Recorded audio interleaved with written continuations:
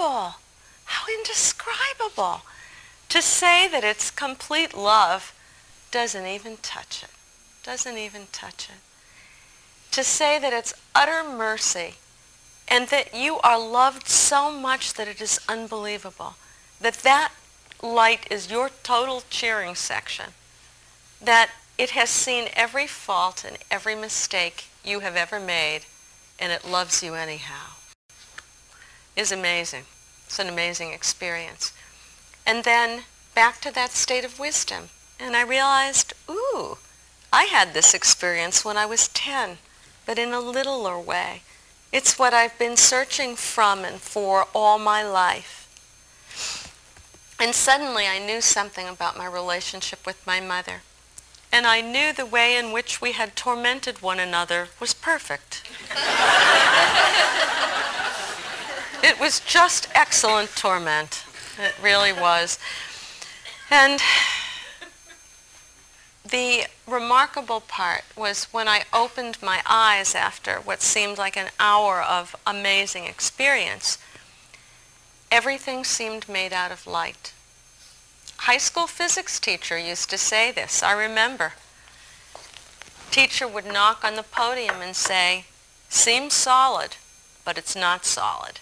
The space between the molecules is greater than the molecules themselves, and it's all energy in motion, energy in motion. That's actually made out of light. And suddenly, something shifted in the filtering apparatus I could see, all made out of light. And I could see my mother, who was dead, is made out of light. Justin was made out of light. The walls, everything was the same. I look over at Justin. He's sitting across the bed from me. And he opens his eyes. He says, Mom, the room is filled with light. Can you see it? And I say, yep. And you, Justin, you remember this? Justin says, it's Grandma's last gift. She's holding open the door to eternity so that we can have a glimpse.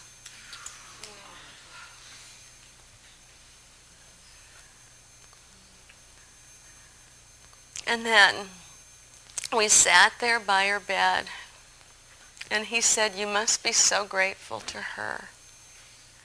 And you know, it was the first time as a child that I was really and truly, truly grateful. It takes a long time to grow up and see our parents as human beings and not just large nipples off of which we suck.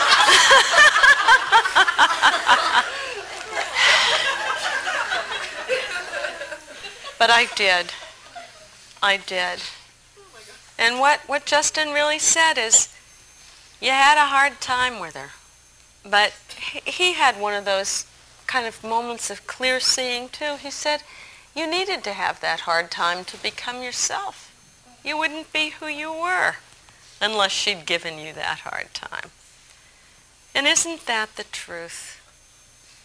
The world is so amazing that way, that even in our hardship and our difficulty, there are gifts that we ourselves could never plan. And to me, healing, in part, is when we're able to get beyond the pain and the difficulty and say, I'm grateful for it. I learned from this. This was tremendous. In the end, it all comes down really to one thing. And that is, it comes down to love. That's it. Mother Teresa said this when a reporter once asked her, why is it that we take human birth? She said, we're here only to give and to receive love. That's what healing is. That's what spirituality is. I think spirituality and healing are the same thing. The fact that spirituality and love actually create the condition in our body where curing can happen is an amazing thing. But sometimes we look too much to the cure, and we forget curing is temporal. See, it disappears when the body goes. But my sense is that healing is immortal. It's eternal because we're immortal and eternal. We're part of something that never dies. My mother promised to return and haunt me, which in fact she does. And I'm going to leave you with one little healing story, because every time you in your own mind think back to something that touched you, something that moved you, you are creating the conditions in your body for curing to happen. It won't always happen, but sometimes it will. But you are remembering the feeling of healing and setting yourself up to do more of the same. Remember Ivan Pavlov of the dogs and the bells? He was dying of a widespread bacterial infection in the days before Era 1 medicine, no antibiotics. He was so sick that his doctor said, "Say goodbye, most likely you're going this very night." He then sent his assistant on the strangest mission. It was really amazing. He said, "Take this bucket, go down to the river and find a sunny spot and dig up a bucket of warm mud." Assistant brings back a bucket of warm mud. Here's Pavlov. He's dying, so weak he can hardly move, hands in the mud, making mud pies, and a blissful look on his face. Now, think of the neuropeptides accompanying this. Think of this.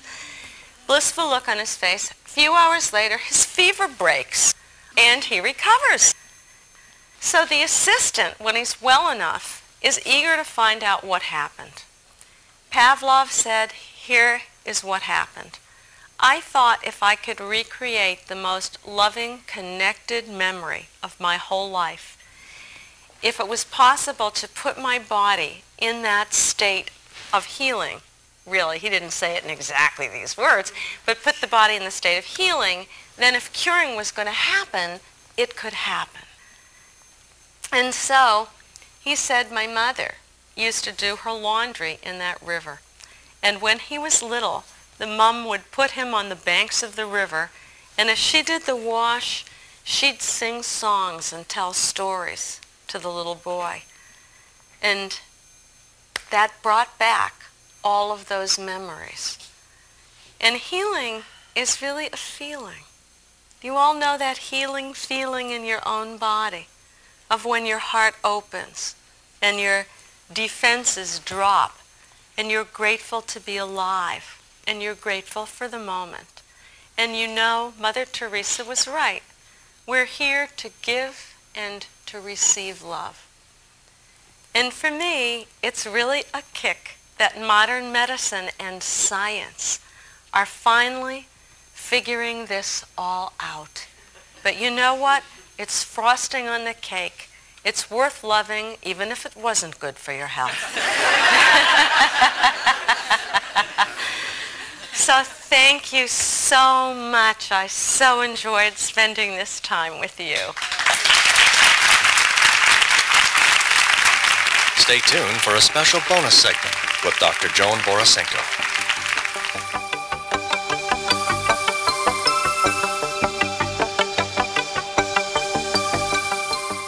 One of the most common sources of tension is sitting at your office, whether at home or in the workplace, working on the computer, writing notes, and by the end of the day, it feels like your neck and shoulders have about set in concrete. But it doesn't have to be that way. When you become aware of the tension building up, a series of really short exercises can help to relax you and also to bring you back to your center so you can go back to work feeling much more creative. Here's how they go.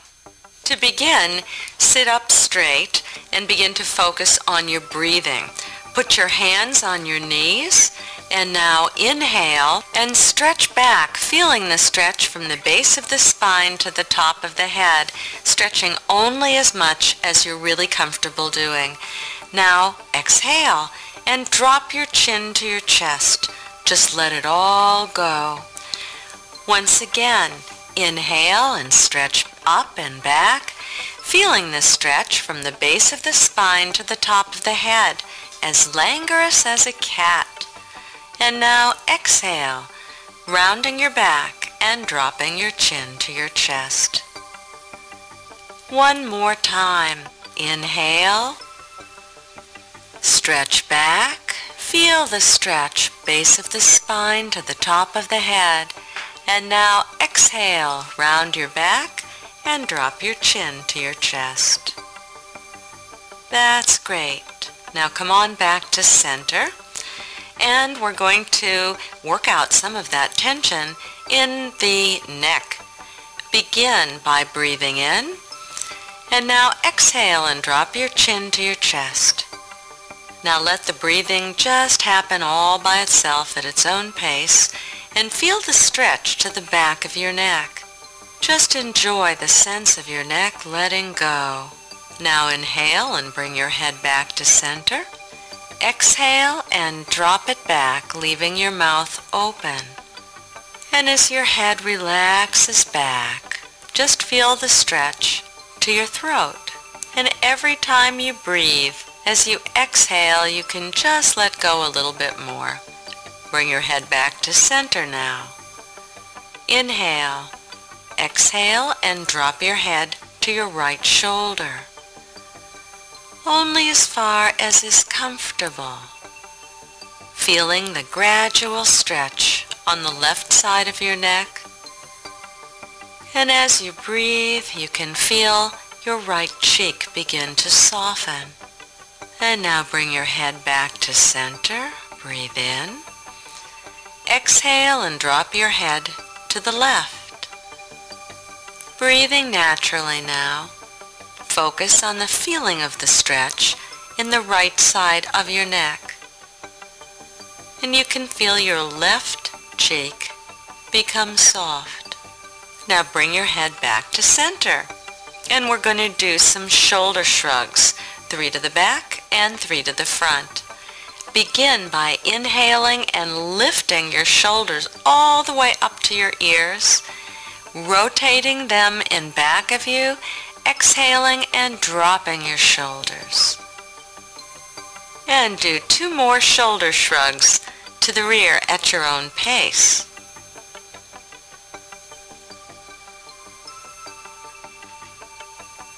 And now we're going to reverse those.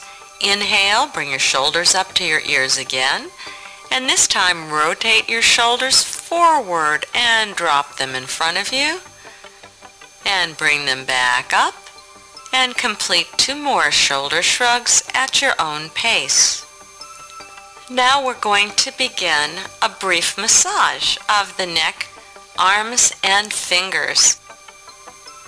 To begin, take your left hand and place it around the back of your neck on the right side, and just gradually knead your way down your arm. Do this mindfully, with as much care and attention as you would give to your only child. When you get to your hands, massage first your thumb,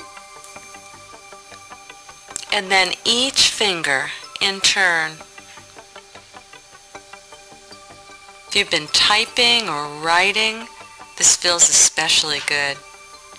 When you've massaged the last finger, just take a minute, bring your hands to your lap, close your eyes, and compare the sensation in the right arm and hand that have been massaged to that of the left. See what a tremendous difference it makes. Now repeat the self-massage on the other side, taking your right hand and massaging down your left shoulder, arm, and hand.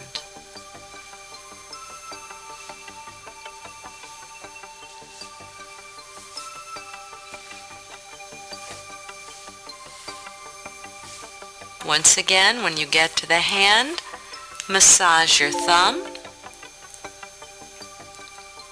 and then each finger in turn.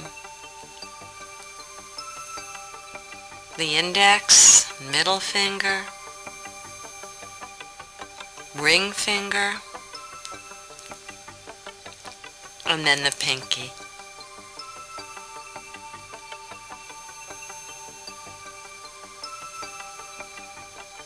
And that's it. Take a nice deep breath. Take a minute to really sense the change that this brief set of exercises has brought about in your body. And now you can go back to work feeling refreshed.